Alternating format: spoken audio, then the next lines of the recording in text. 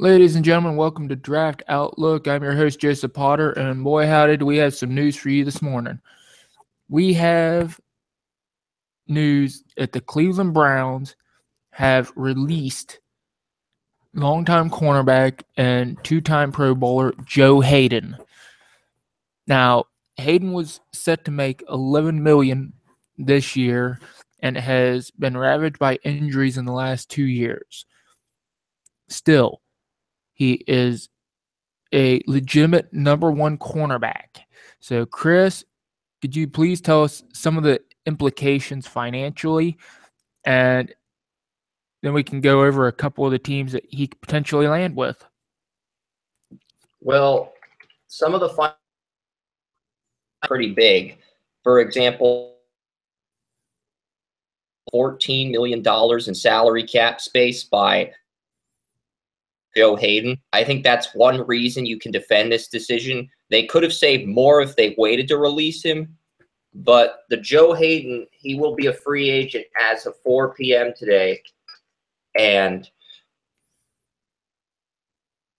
what happens, what team signs him, but he saved around $14 million against the cap for 2018. I'm looking through the contract. He would have had a dead cap hit of $7 million this year, but a dead cap of $3.2 million next year. But either way, the Browns would have saved money because they cleared $7.1 million in cap space. They could have cleared $14.4 million if they waited a year to release him, but they were able to save $7 million against the cap. Yeah, and that is, I'm not sure how I feel about that, because you have Jamar Taylor performed extremely well last year. McCourty has performed well in the preseason. Everybody in Cleveland loves Brand Body Calhoun, but I don't think anybody's delusional enough to think that Body Calhoun is ready to take over the number one or number two spot. And McCourty could be a serviceable number one, but he is past his prime, and he's young for being past his prime, but so is Joe Hayden. The only thing is, I think that Joe Hayden, with all his injuries, was going to need some extra help, where McCourty could still bounce back. And I think that's maybe something that the Browns are hoping for, is that McCourty is still young enough to bounce back and won't need the same help because he hasn't had the same injuries that Hayden has had. So, yes, and some more Joe Hayden news. The Browns' rival, the Pittsburgh Steelers, their Week 1 opponent, is the favorite to land Joe Hayden, according to both Adam Schefter and Aditi Kinkhabwala from NFL Network. So, yeah, the thing about that is, Hayden spent 7 years in Cleveland. He's got a wife. He's got a newborn. So they have set up a little bit of a life in Cleveland. What's the closest geographic area to Cleveland in the NFL? Well, you just look right across the street. You got the Pittsburgh Steelers. So for a personal decision, that'd be perfect for Hayden.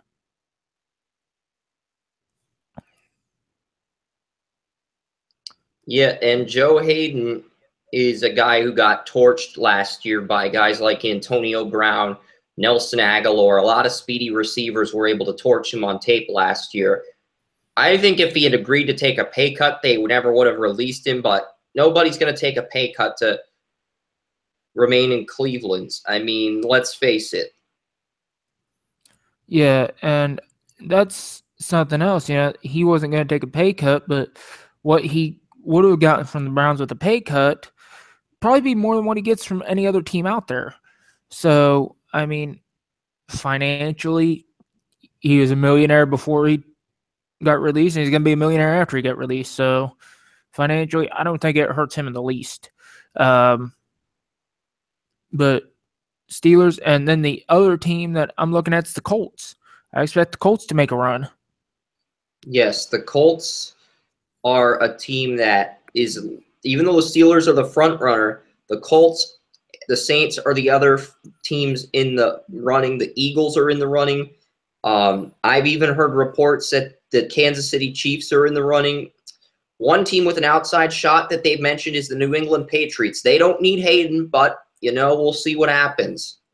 Yeah, it's like the Patriots go after every veteran they can, that could be any type of assistance, whether they're the greatest player or just an average role player. So it doesn't surprise me that the Patriots would be interested. The Dolphins are interested. The Buccaneers are interested. There's a lot of teams interested in Joe Hayden. And someone just tweeted, Tactical Diggs just tweeted, congratulations to Joe Hayden for being released from NFL jail. That's gotten 71 retweets and over 400 likes. Well, the thing is, the Browns are an up-and-coming team. Hayden, as Walter Cherepinsky described, and it's pretty accurate, is the oldest 27-year-old in the NFL. His injuries have taken its toll. And so that, the Browns were making calls. The Browns knew there was interest in Hayden. But the Browns had a first round. From what I understand, they were hardline to get a first rounder back.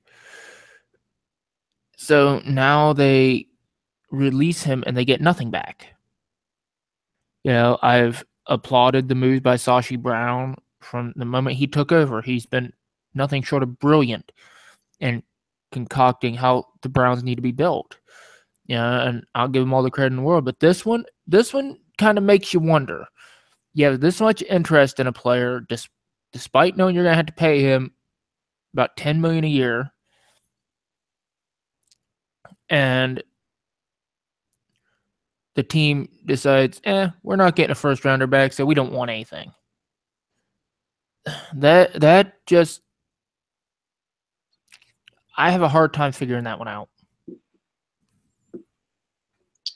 Same here. This is probably the first questionable decision Sashi Brown has made, despite a series of brilliant decisions on his end.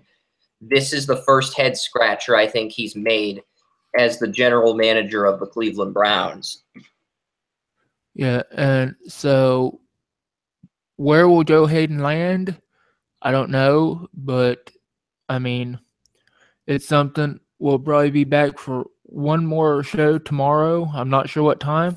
And by that time, I'm pretty sure Joe Hayden will be on a team and we can discuss it then. Yeah, because he'll be free to sign with a team as early as 4 p.m. today. Yeah, he's not going to be on the market long. And Josina Anderson, along with Schefter and Kikawala, has also reported that the Steelers are the front runner.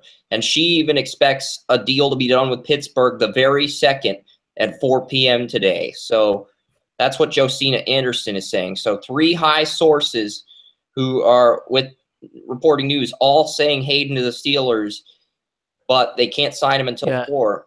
That looks like where he's going to end up going. Yeah, and I'm a fan of Kikawala. I like what she does.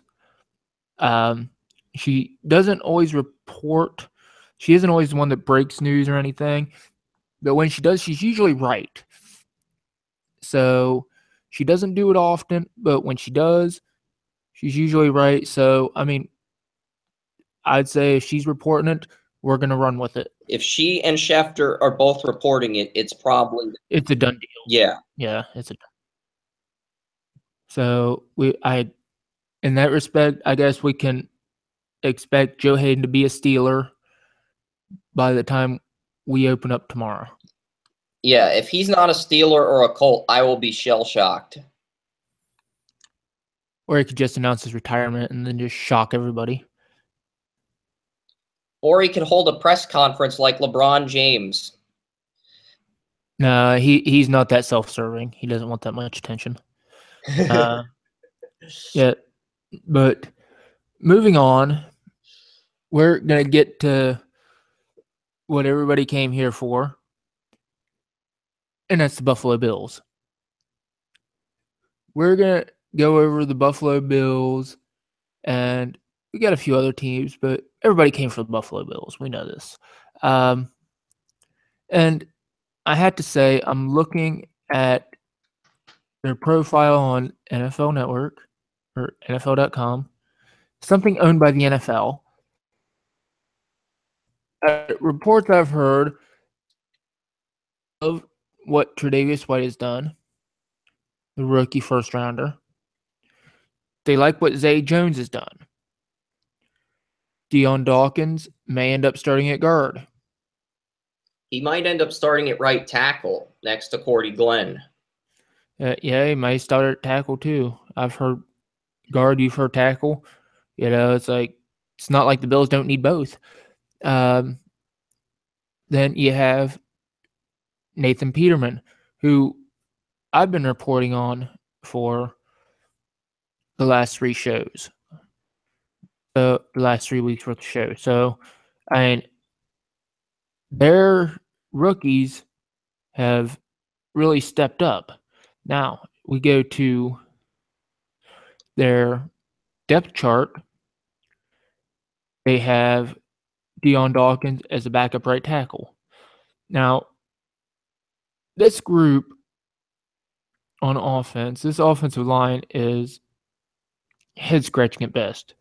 Richie Incognito, who people want to punch just for being alive, is their starting left guard. He's old. John Miller, I like, with Vladimir DeCasse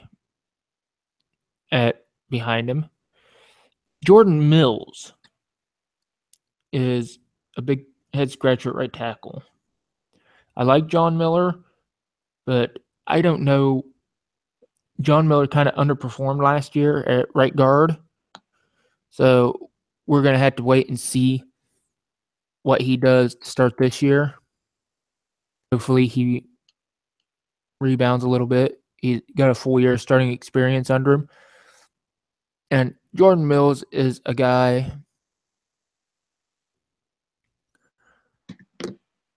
and backup that's starting. So, he started all last year, and he'll probably start out the year as the starter this year. But will he be able to hold that job?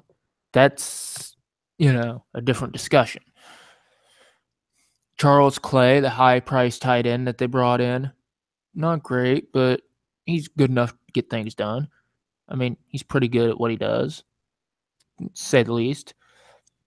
Quarterback Tyrod Taylor, love Tyrod.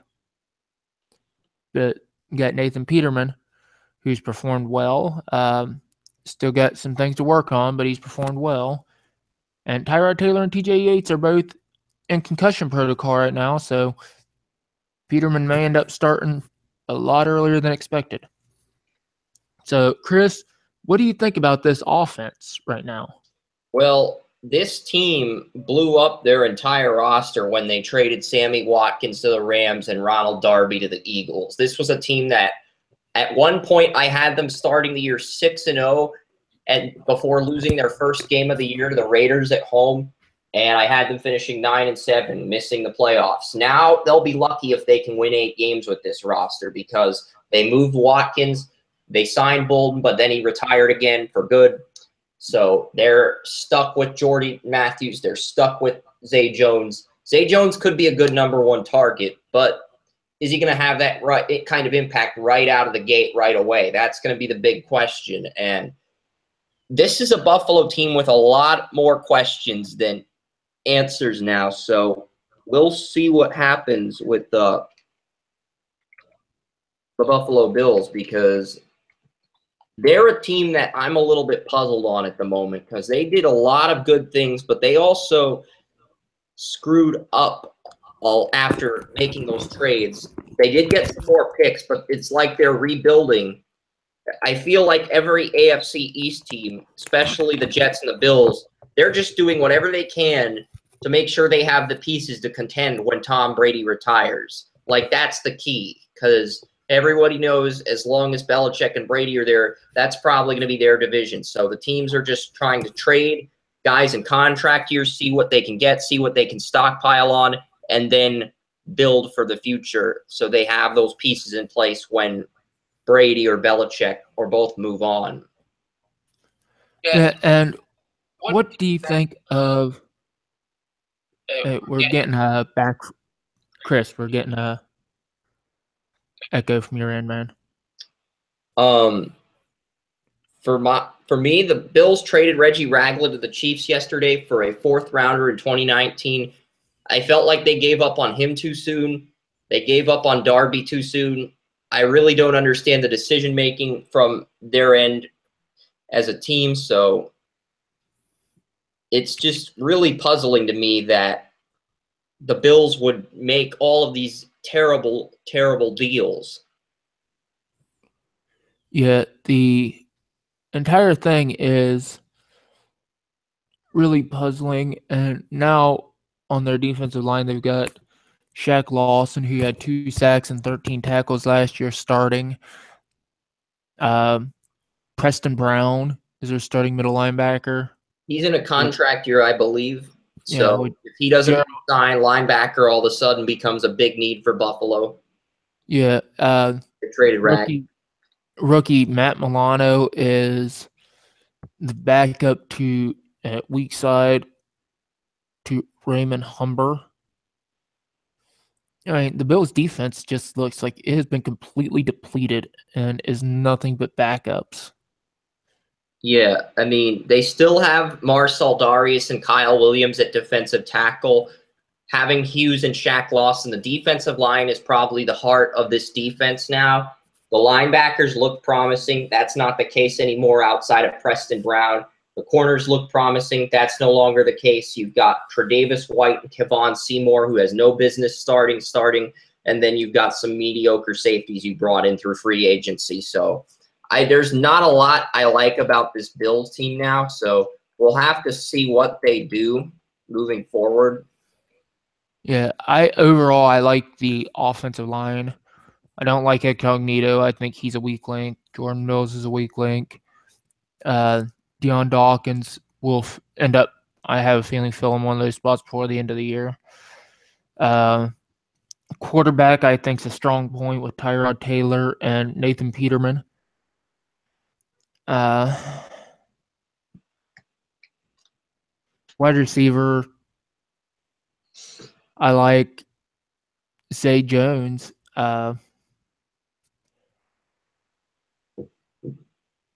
Zay Jones. But other than that, I mean, my department manager at Walmart's a big Eagles fan, and he said he was glad that Jordan Matthews was gone. That doesn't fit. That doesn't say too much for the Bills at this point. Well, Jordan Matthews had an opportunity to be a number 1 receiver in Philadelphia last year. He really didn't seize that opportunity. He dropped a lot of passes, and then you trade him to Buffalo for Ronald Darby, who is a very underrated corner who has great tape. So you win that trade. Buffalo loses Watkins. They try to replace him with Matthews. This is going to be probably a disaster. I mean, Cordy Glenn is really the only bright spot on the Bills outside of LaShawn McCoy at running back, Cordy Glenn at left tackle. You have some pieces. You got a good defensive line. But other than that, there are a lot of holes on this team, and I wouldn't be surprised if the quarterbacks got blamed for the lack of success and they drafted a new quarterback in a year from now if both Peterman and Taylor didn't work out this year. It's too early to say at this point. I don't think they lean quarterback at this point, but I wouldn't be surprised. With all the picks they have, I expect them to add another quarterback, even if it's somebody to bring in with Peterman to compete for the starting job. Because they have 6 picks in the first 3 rounds, and I think they'll use another pick on a quarterback, even if Peterman shows promise. Like, the Bills have to get to the playoffs, or they're at least going to consider a quarterback at some point. Yeah, and not to say that Jordan Matthews is a bad player, because I think he'd be a great number 2 option. I just don't see him as a number 1 option for the Bills. Now we've covered the Bills quite a bit.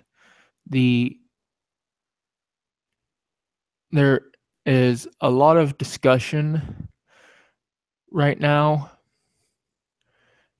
about another team that's coming in here. the New Orleans Saints. These guys are a team well past their prime. And at times, it seems like they're almost trying to relive the glory years. Like, they're still trying to run that high-octane offense. And it just doesn't seem like they're having the same success doing it. You know they're going to score because they're putting big plays out there. But, they're not going to stop anybody. Sacks, or at least quarterback pressures. I think the Saints have had the pieces to be a playoff team for the past 2 to 3 years. The problem is whenever they have a piece in place, the player gets injured, and it causes them to set themselves back. And this year, this year, I'm looking at it. The biggest addition, obviously, is the running back position. Adrian Peterson, but Alvin Kamara. So they've got 3 running backs now. Yeah, but I think Kamara is more for the future. Peterson's going to get the bulk of the workload this year until he gets injured.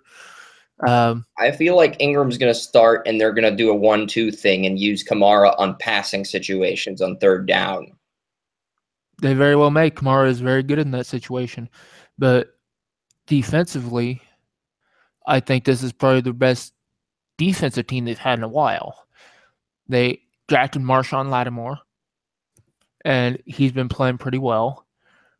They drafted Marcus Williams at safety, and they drafted linebacker Alex Anzalone. And they got Von Bell in last year's draft out of Ohio State. And so now they've got depth at safety. Sure, they did lose Delvin Breaux for another 6 weeks again. He might be back to start the year. He might not. But they have Lattimore, and P.J. Williams is healthy. So if Williams can stay healthy with Lattimore, this secondary is a chance to be special.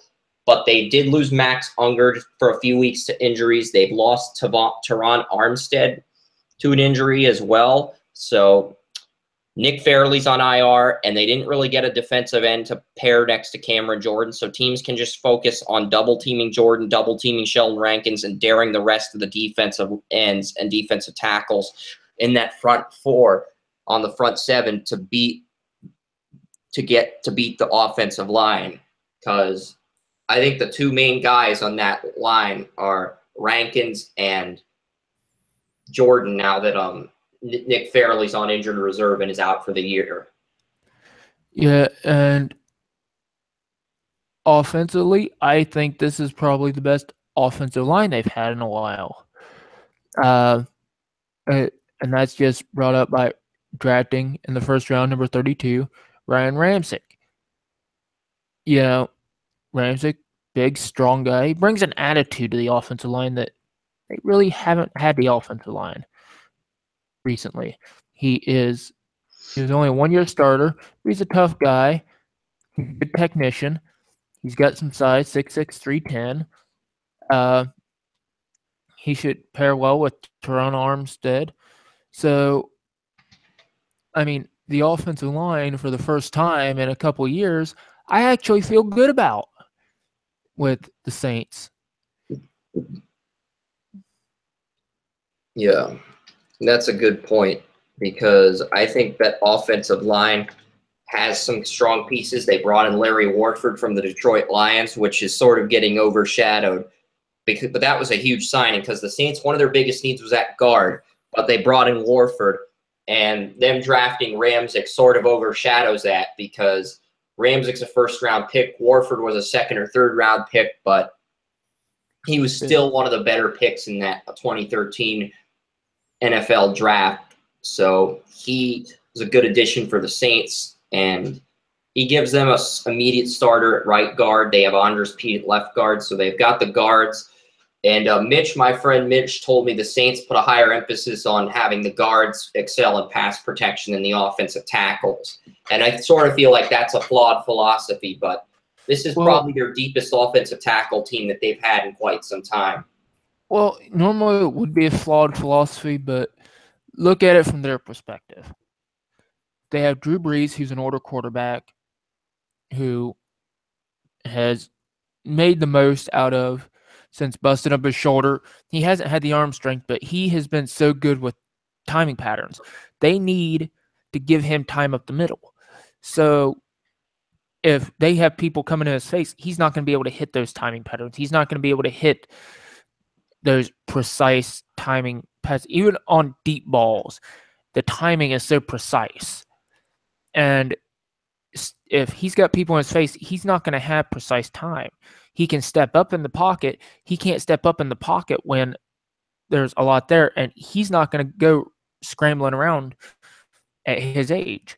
So pressure up the middle is actually something that the Saints have to do. So I can understand it from that perspective when looking at their personnel. And yeah, it is the best offensive tackle group. So if they can prevent the pressure up the middle and they don't have as much pressure come from the outside, that will work wonders for Drew Brees and the Saints offense as a whole.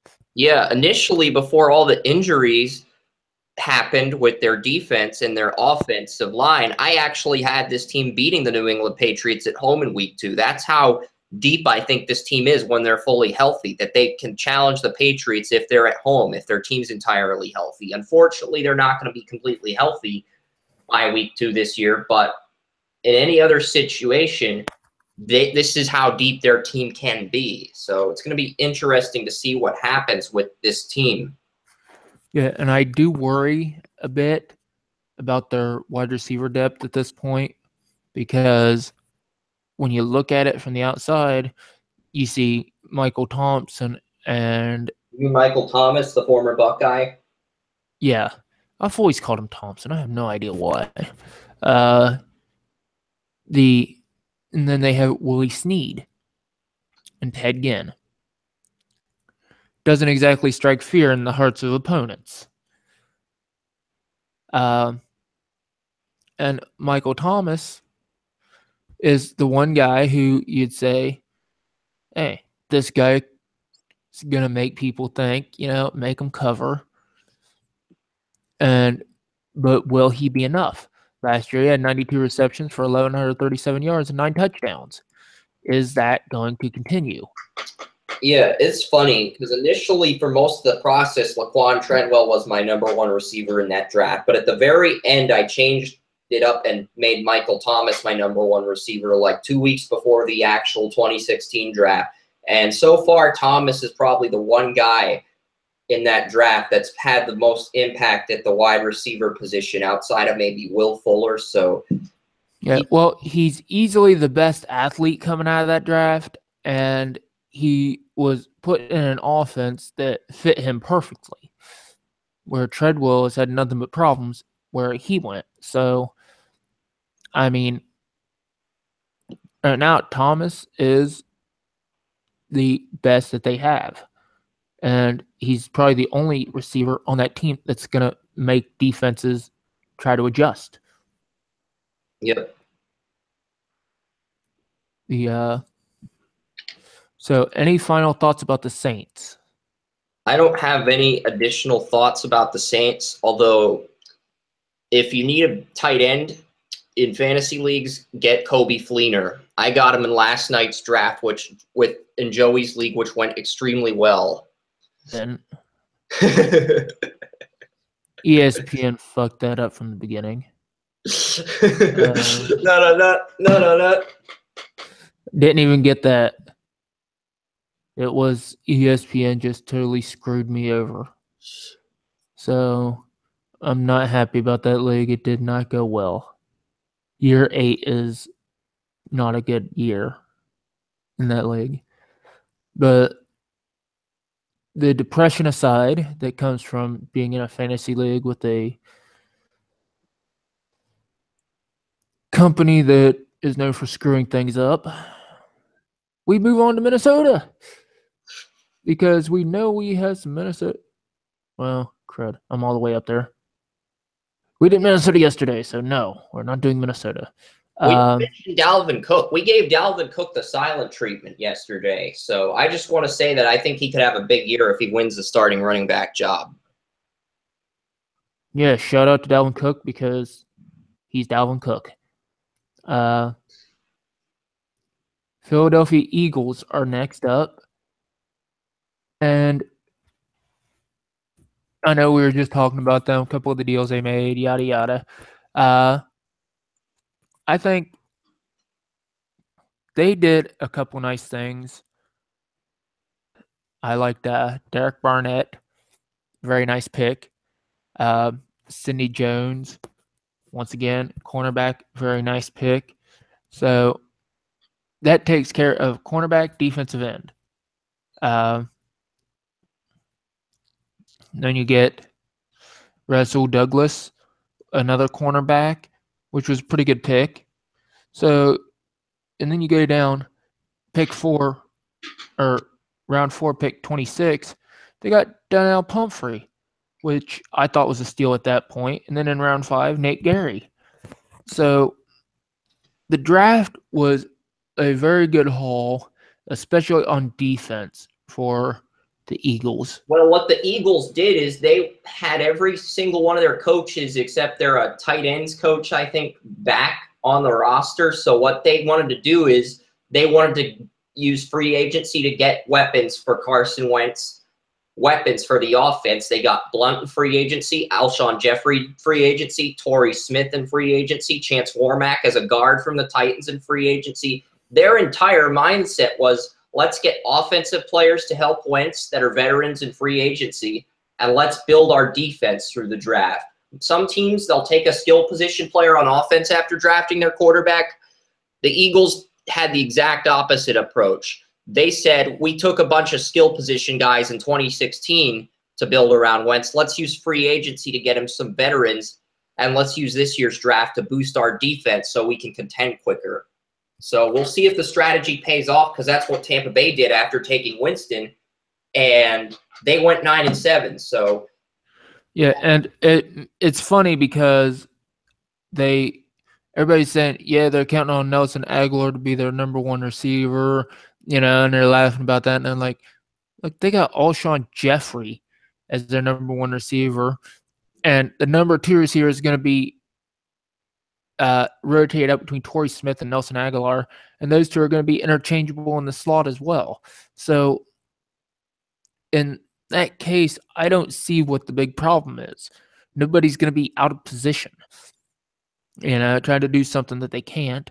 The offensive line looks pretty decent as long as, they don't end up I think Lane Johnson Chance suspended for PhDs again like he did last year when he got that 10-game suspension by the NFL. As long as he doesn't get suspended, this offensive line is going to be good, because Carson Wentz went 5-0 when both Jason Peters and Lane Johnson were his starting offensive tackles. That was his record when both of them were his offensive tackles. Yeah. When neither one was his offensive tackle, he went 2-9.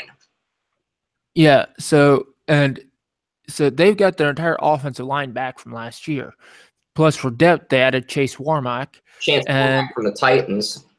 Yeah. So, I mean, in that sense, these guys, they learned from last year's, like, we didn't have any depth on the offensive line, and our young quarterback couldn't handle it. They did cut their starting left guard, Andrew Barbe, but they could start Warmack, or they could start Isaac Sumalo, or that guy from TCU they drafted in 2016 at that left guard spot. The rest of the offensive line is back. Well, Sumalo is penciled in right now as a starter. Okay. But, yeah, the one question mark I have about their offense is the running back position, LeGarrette Blount and Darren Sproles. Then they have the poor guy, Wendell Smallwood. And Donnell Pumphrey. Giggity when somebody drafted him in our fantasy league on Yahoo. The commissioner said giggity like Glenn Quagmire on Family Guy when somebody drafted him. And there's so much wrong with that. Well, it's probably the worst name in the history of life. So it's not as bad as Chris Blewett, the former Pitt kicker. Yeah, actually it is. I would rather blow it than be a Smallwood. So yeah, it really is. So, I mean, Wendell Smallwood, I mean, I hope he succeeds, if nothing else, to step out of the shadow of his name, because I'm sure he got teased mercifully in high school for that. So running back is a question mark. LeGarrette Blount is good in spurts. He'll have a good year, have a bad year, yada yada. Darren Sproles is a good change of pace back. Smallwood, I think, could be a good change of pace back. Something like Darren Sproles at some point. But that's really the only big question mark I have with the Eagles offensively. Defensively, they've got Derek Barnett, Vinny Curry. They've got Brandon Graham, Chris Long as their rush linebackers or defensive ends, which is, let's face it, that's a good defensive end group. Timmy Jernigan, Bu Allen, Destiny Veo, Gabe Wright, Fletcher Cox at defensive tackle. So that defensive line is really the glue that molds that group together. And you forget they got guys for depth, like they've got out of Michigan. They've got another player who's really good at defensive end. Not Barwin, but they have another player. Maybe it is Barwin. They got Barwin's on the Rams now. Chris Long from the Patriots. They got him to pair with Brandon Graham. Yeah, I mentioned Chris Long. And then they've got Barnett for depth as well as another defensive end. I think it's Marcus Smith, the former 2014 first-round pick out of Louisville, who's probably gone after this year. Yeah, and then you've got at cornerback, you got Jalen Mills, Ron Brooks, Ronald Darby, Patrick Robinson, who Patrick Robinson and Ronald Darby, I believe, were college teammates at Florida State. So that's a Patrick Robinson was a 2010 first-round pick by the New Orleans Saints. And I'm thinking of PJ Williams. It's all good. They were both drafted by the Saints. I can see how that could be extremely confusing on your end. Oh, but they both went to Florida State, so that's where the big mix-up was. Like, they both went to Florida State. They're, and he and PJ Williams have a lot of similarities. So yeah, that was my bad. That was just a blunder of epic proportions. Now the universe is going to end. But, so, I mean, the Eagles, I think, are a pretty complete team as of right now.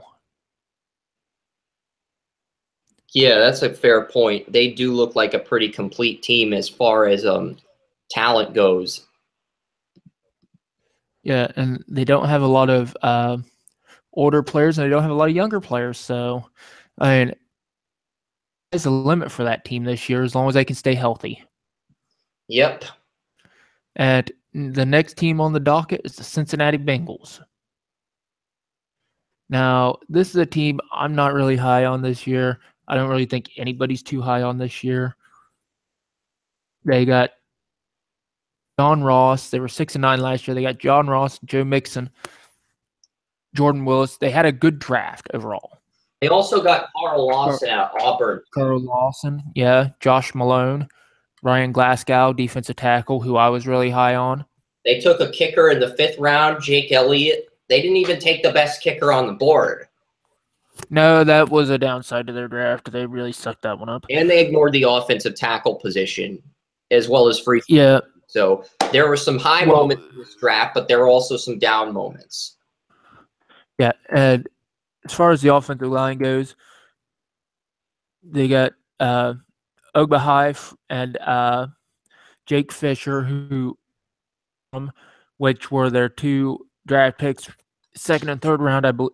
First or second and third rounders, I believe, from 2 years ago. Clint Bowling, who's a pretty good starter, and who, Andre Smith kicks into right guard. So, I mean, they're running a 2 tight ends base with Ryan Hewitt and Tyler Eifert. A.J. Green and Brandon LaFell with Tyler Boyd and John Ross as the I think the backups. wide receiver position is probably the most promising area of this team because you've got Green and LaFell, like you said. But earlier in training camp, when I did the Bengals season preview, I was hearing reports that John Ross, Tyler Boyd, and rookie Josh Morgan out of Tennessee, who they took in the 5th round as well, are all fighting for that number 2 receiver job. They're all pushing LaFell. Now LaFell's running away with it. But at the beginning of training camp, it looked like all of those guys would have a shot to win that number 2 job across from A.J. Green. So wide receiver would be a strength for this team this year. And I'm looking at the biggest strength for this team to be the running back position. You got Jeremy Hill, Giovanni Bernard, and then you have Joe Mixon. And Mixon is a beast. Yeah. He's proven himself to be a beast throughout the entire preseason. 2 of Cincinnati's offensive linemen missed blocks. It looked like he was going to get stopped for a tackle for a loss. He jukes, makes the defender miss, is able to pick up 10 yards. Or he just runs through the tackle. I mean, there's one run to the outside where he broke like 3 tackles. He just kept his legs turned. They were trying to wrap his legs and they couldn't do it.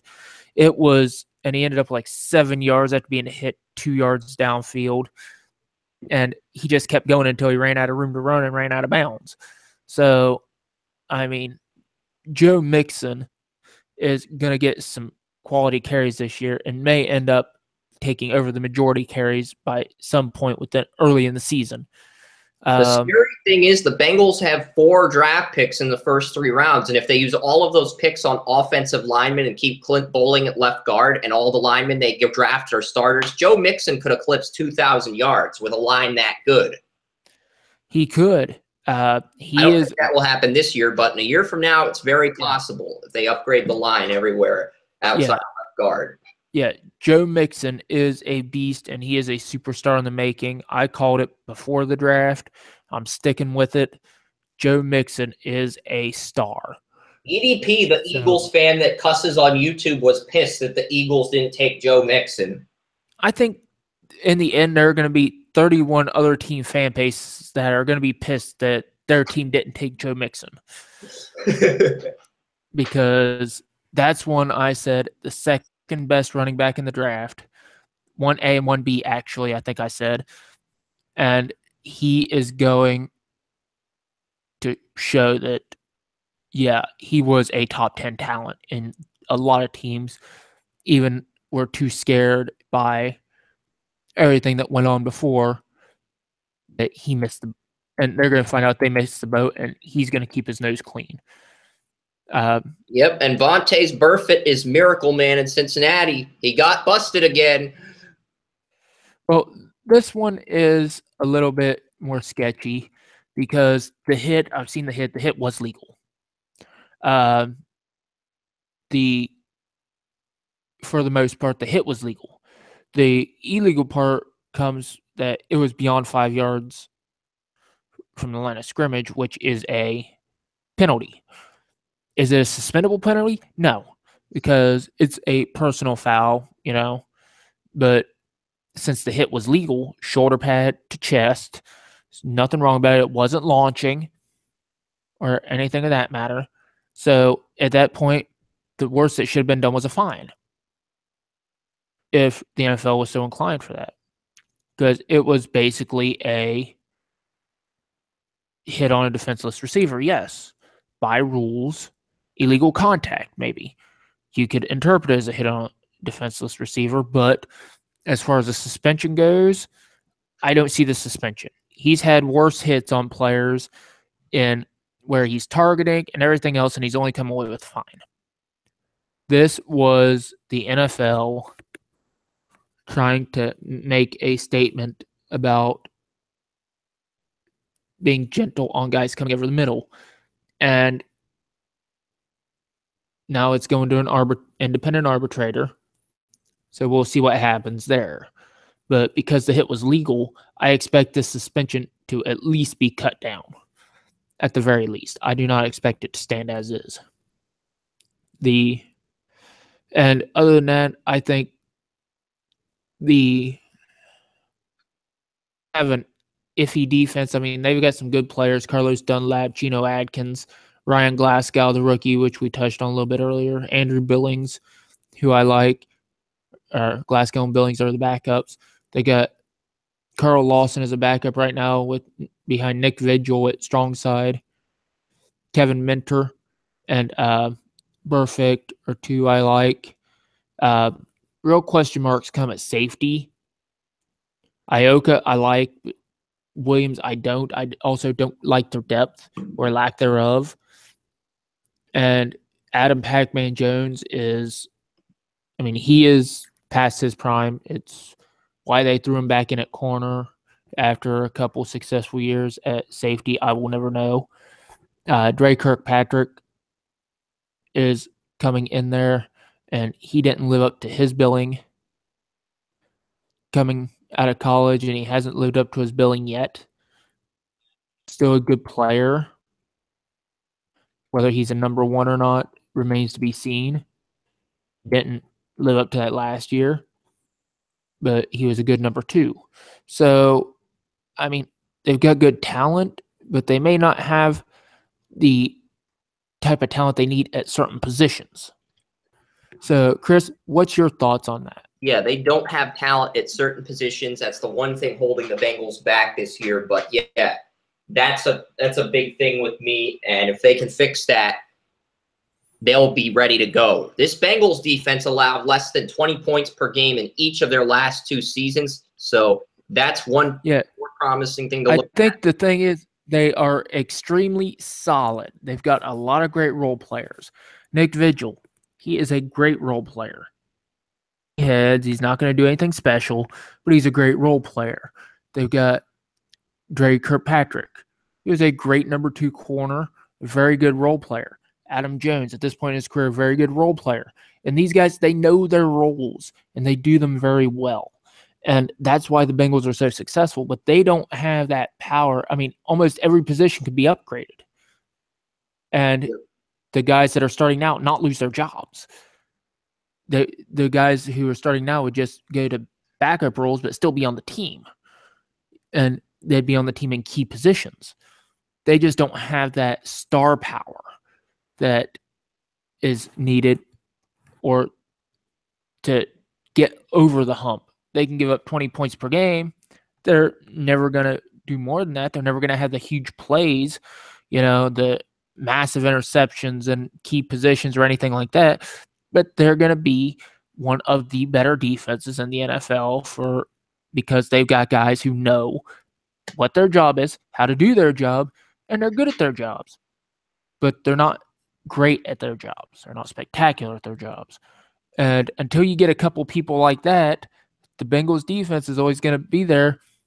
Hey, we don't give up points, but we don't exactly do much else either.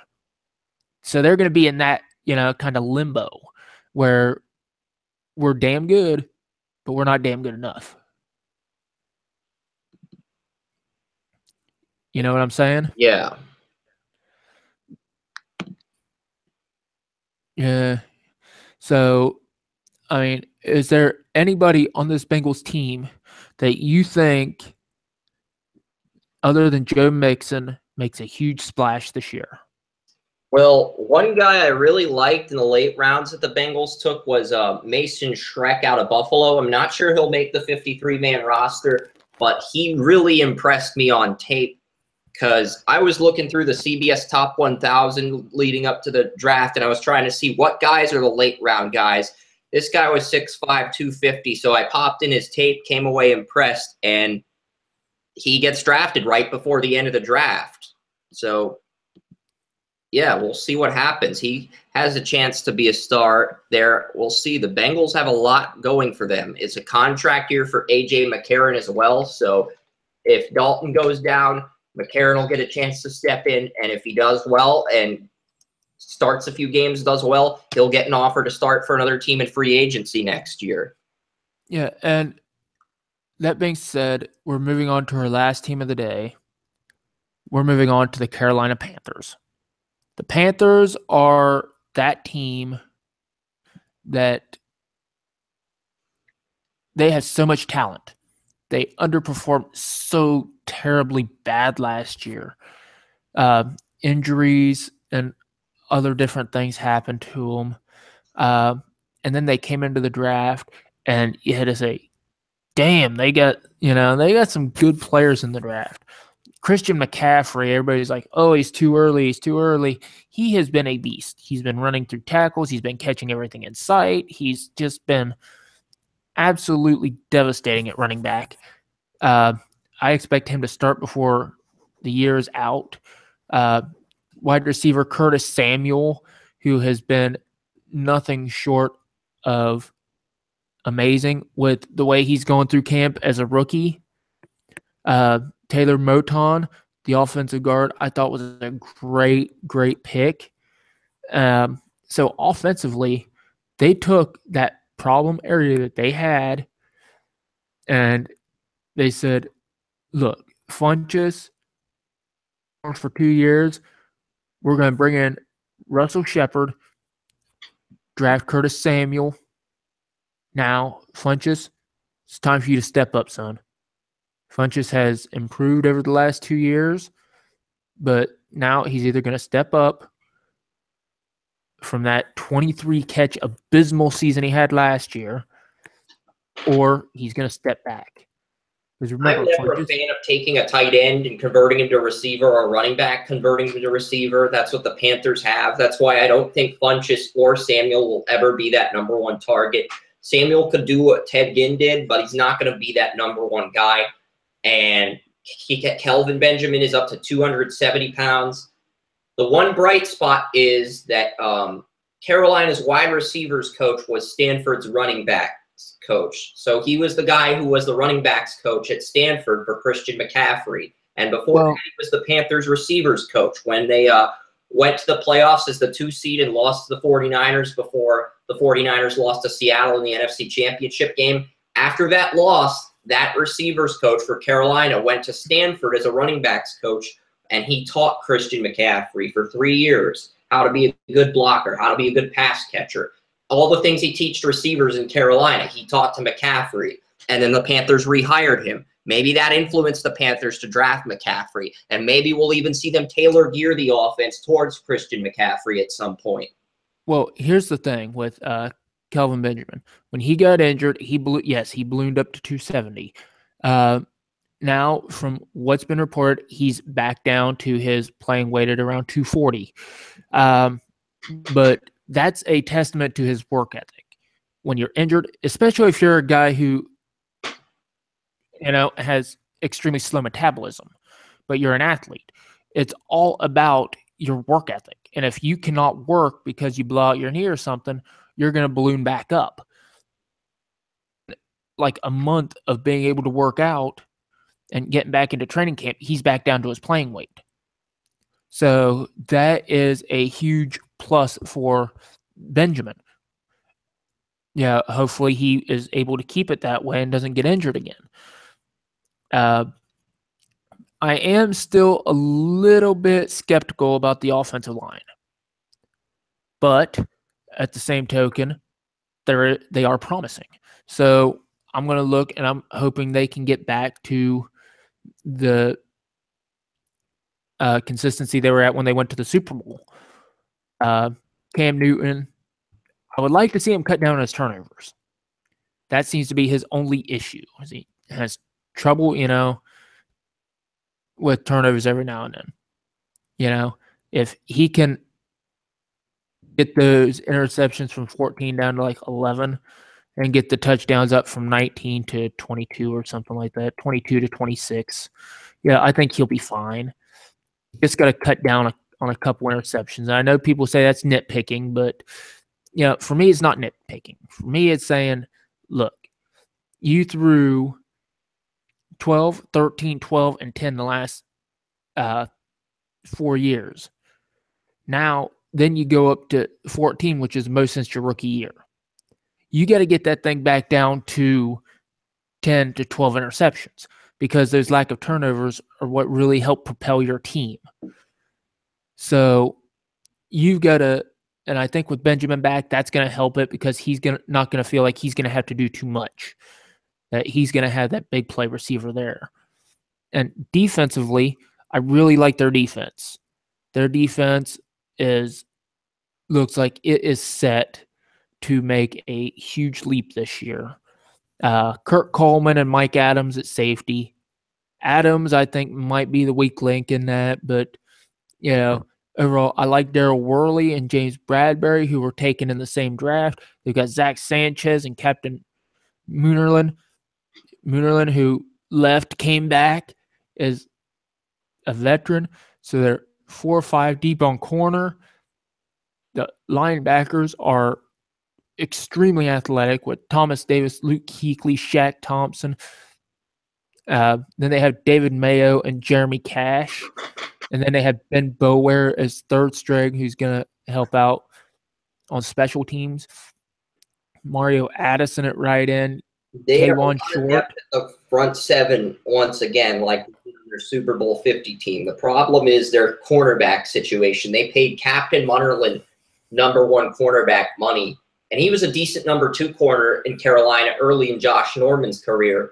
But that was before this division was swarmed by big target receivers. The only big target receiver back then was Julio Jones, and he was being covered by Norman. Now you've got Mike Evans. Now you've got Michael Thomas. Now you've got these bigger targets, and Munnerlin's going to be the guy who's expected to cover them all. So that does not bode well for Carolina. Well, right now on their depth chart is James Bradbury and Daryl Worley. Good. That's smart. Yes. So, and with Bradbury, I've got high expectations for Bradbury this year, and I think he pulls through. So for me, this defense, I think this defense should be one of the better defenses in the NFC.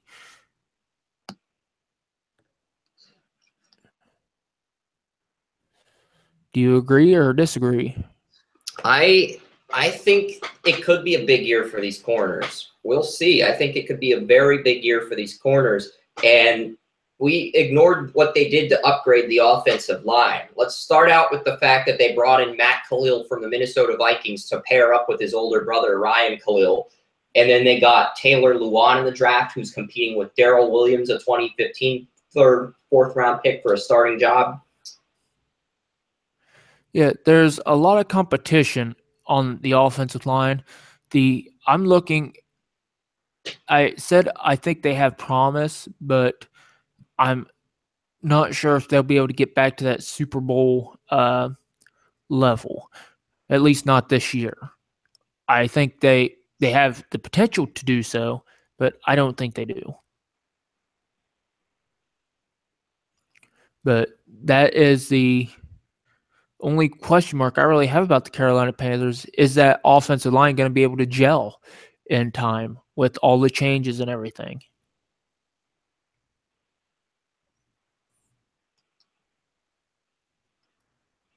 Yeah. Is he going to be able to change with that offense? That's a big thing as well.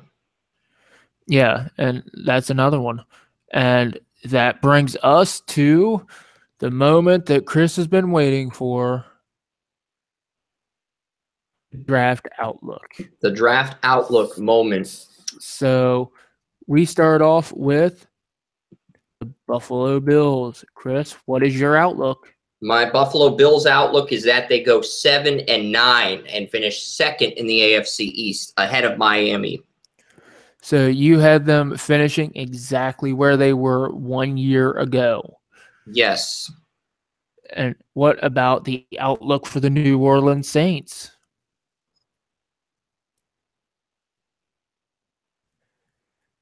Chris? What?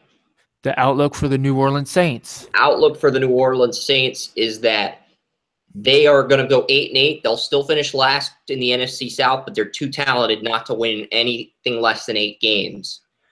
Yeah, so you had them going a game up on last year. Yep. And now here comes to probably the team that can make the most difference and challenge the Dallas Cowboys for the division, Philadelphia Eagles. Where do I you have them winning one more game than last year, with them going at 8-8, finishing last in the division as well. Wow. I know this I is really expected. bland. These are really bland predictions today, but trust me, it'll get better. It'll end on a high note. All right. Then we have the Cincinnati Bengals. What is your outlook? My outlook for the Bengals is that they go 4-12. They finish last in the division, and they have the second worst record in the AFC behind the New York Jets. Damn, yeah, that's a tough one. Yeah, and And I we're going think to top that that off with Carolina going 10-6 and missing the playoffs. oh, poor Panthers. Yeah, I could see the Carolina Panthers going 10-6. So yeah, that is definitely a very interesting outlook. And folks, Hold on, I we was going to have show you guys the progress on the draft game we updated really quickly. I can do that after the show. It's not a big deal. okay. And folks, we'll be back tomorrow. We're probably going to be back later tomorrow night because I'm going to want to do some things during the day. Is it going And before the Ohio State-Indiana game? Because that's at 7 p.m. or 7:30 p.m. tomorrow night.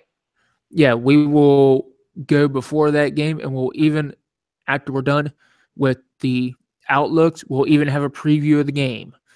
So we're looking at 6 o'clock. We will update you on Twitter and all these other places.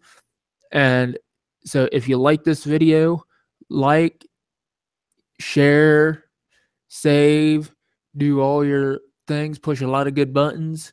Subscribe. Subscribe. We'll greatly appreciate all of it. And for Chris Ransom of Draft Utopia, I am your host, Joseph Potter. And so for the rest of your day, have fun and take care.